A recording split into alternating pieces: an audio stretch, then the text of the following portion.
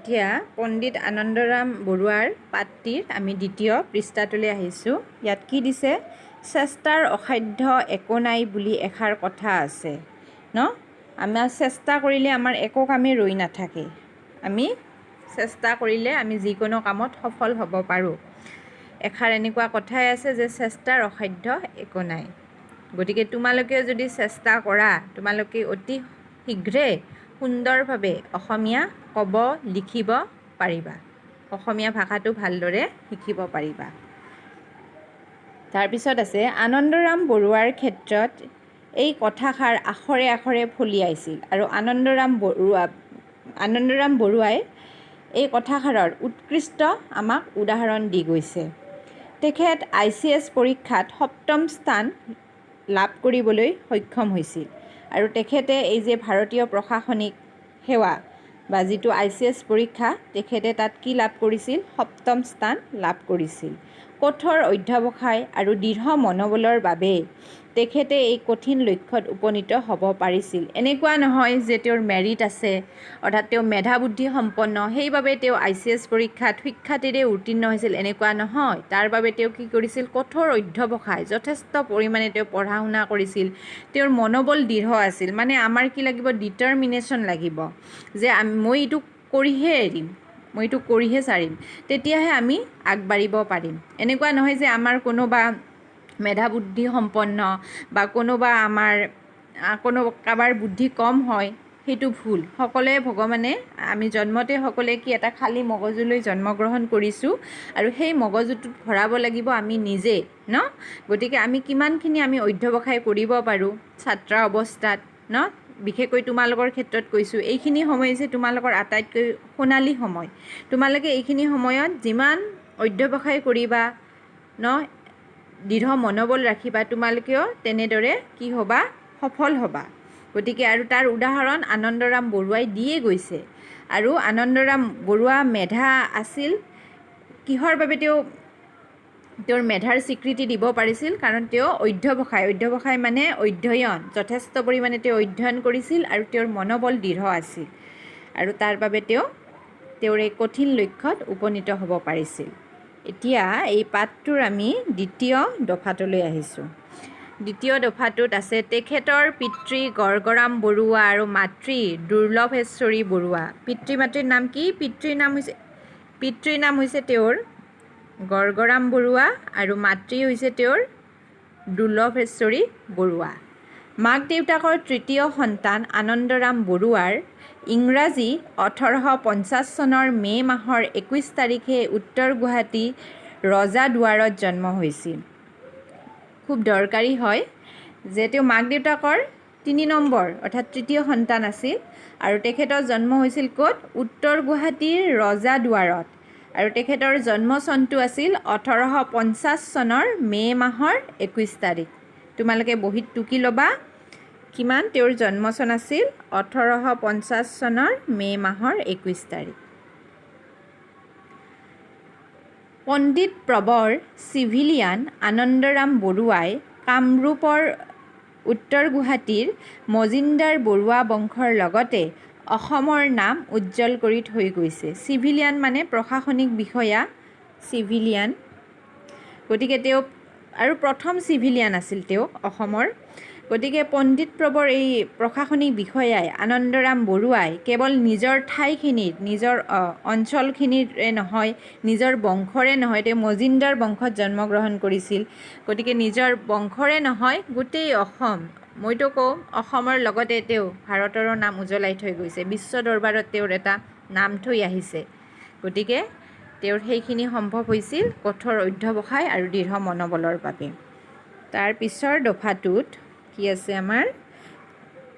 যে অসমত সেই সময়ত কলেজ নথকাত আনন্দৰাম বৰুৱাই প্ৰৱেশিকা পৰীক্ষাত উত্তীৰ্ণ হৈ কলকাতাৰ প্ৰেছিডেন্সি কলেজত নামভৰ্তি কৰে। অসমত সেই সময়ত আনন্দৰাম বৰুৱাৰ সময়ত কলেজ নাছিল, অৰ্থাৎ মহাবিদ্যালয়। কলেজৰো অসমীয়া অৰ্থ হৈছে মহাবিদ্যালয়।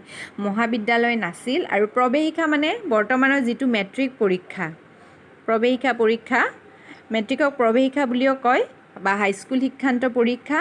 আৰু সেই প্ৰৱেশিকা পৰীক্ষাত উত্তীৰ্ণ হৈ তেওঁ কলকাতা ন বৰ্তমান আমি কেলকাতা বুলি কওঁ, কলিকতা বুলিও কয়, কলকাতালৈ গুচি গৈছিল ন।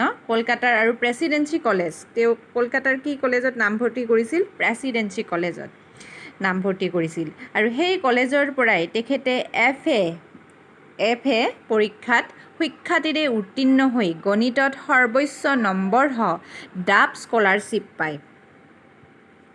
আৰু প্ৰেচিডেঞ্চি কলেজৰ পৰা তেওঁ কি ডিগ্ৰী লাভ কৰে? এফ এ, বৰ্তমানৰ যিটো হায়াৰ ছেকেণ্ডাৰী ন, উচ্চতৰ মাধ্যমিকৰ যিটো পৰীক্ষা, সেই পৰীক্ষাত উত্তীৰ্ণ হৈ গোটেই ন প্ৰেচিডেঞ্চি কলেজৰ ভিতৰতে গণিতত সৰ্বোচ্চ নাম্বাৰ লাভ কৰি তেওঁ কি স্কলাৰশ্বিপ লাভ কৰিছিল? স্কলাৰশ্বিপ মানে হৈছে এটা বৃত্তি বুলিয়ে ক'ব লাগিব, ডাব স্কলাৰশ্বিপ ন। সেই আমাৰ প্ৰেচিডেঞ্চি কলেজৰ এটা স্কলাৰশ্বিপ আছিল, ডাব স্কলাৰশ্বিপ। সেই স্কলাৰশ্বিপ তেওঁ লাভ কৰিবলৈ সক্ষম হৈছিল। এতিয়া আমাৰ এইটো দফালৈ আহা। সেই সময়ত ভাৰতত থকা ইংৰাজ চৰকাৰে ছাত্ৰক উচ্চ শিক্ষাৰ বাবে বৃত্তি দি, মই ক'লোৱে স্কলাৰশ্বিপ মানে হৈছে বৃত্তি দি বিলাতলৈ পঠাইছিল। আৰু সেই সময়ত ব্ৰিটিছৰ শাসন চলিছিল ভাৰতবৰ্ষত।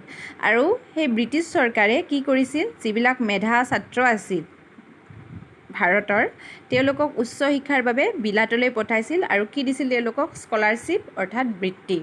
তেখেতে এই বৃত্তি লাভ কৰি লণ্ডনত বেৰিষ্টাৰী পঢ়ি সুখ্যাতিৰে উত্তীৰ্ণ হৈছিল, বেৰিষ্টাৰী। আৰু তেখেতে কি কৰিছিল? এই বৃত্তিটো লাভ কৰিছিল ব্ৰিটিছ চৰকাৰৰ পৰা, অৰ্থাৎ স্কলাৰশ্বিপ লাভ কৰি বেৰিষ্টাৰী মানে হৈছে ওকালতি, উকিল যিটো বৰ্তমানৰ আমি যি কওঁ ওকালতি পঢ়া, যিটো বুলি কোৱা হয়। আৰু তেওঁ কি কৰিছিল? লণ্ডনলৈ গৈছিল ওকালতি কৰিবৰ, ওকালতি নহয় মানে বেৰিষ্টাৰী মানে মই ক'লোৱে যে আইন বিভাগটো পঢ়িবলৈ।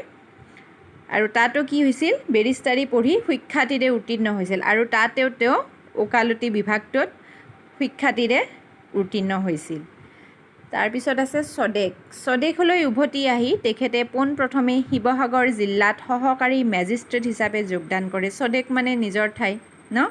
স্বদেশ বুলি ক'লে ইয়াত তেওঁ প্ৰথমতে পোনপটীয়াকৈ অসমলৈ আহিল আৰু অসমৰ শিৱসাগৰ জিলাত কি কৰিছিল? সহকাৰী মেজিষ্ট্ৰেট। আৰু মেজিষ্ট্ৰেট মানে জানানে অসমীয়াত? মেজিষ্ট্ৰেট মানে হৈছে দণ্ডাধীশ বুলি কোৱা হয়, দণ্ডাধীশ বিষয়া।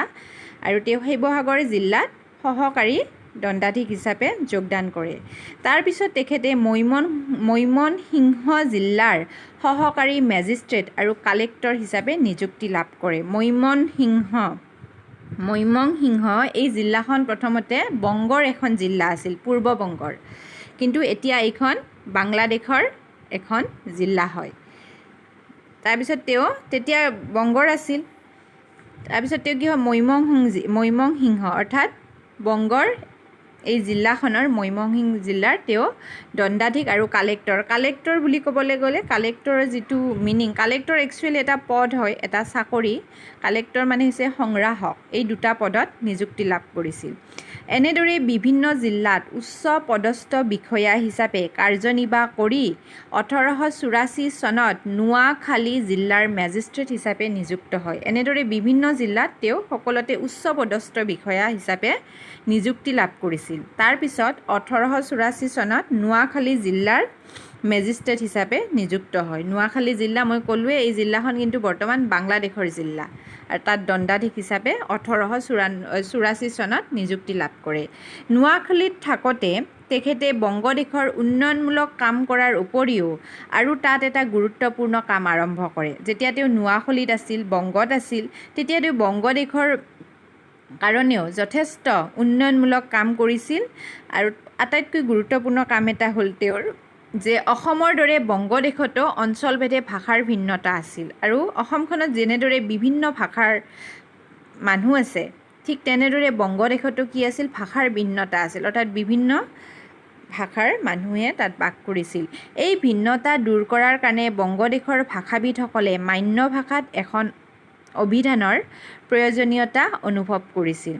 আৰু এই যিটো ভাষাৰ ভিন্নতা, ভাষাটো এটাই কৰিবৰ কাৰণে বংগদেশৰ যিবিলাক ভাষাবিদ আছিল, তেওঁলোকে মান্য ভাষাত অৰ্থাৎ যিটো নিজৰ ভাষাত এখন অভিধান মানে হৈছে ডিকচিনাৰী এখন উলিয়াবলৈ চেষ্টা কৰিছিল বা তাৰ প্ৰয়োজন অনুভৱ কৰিছিল।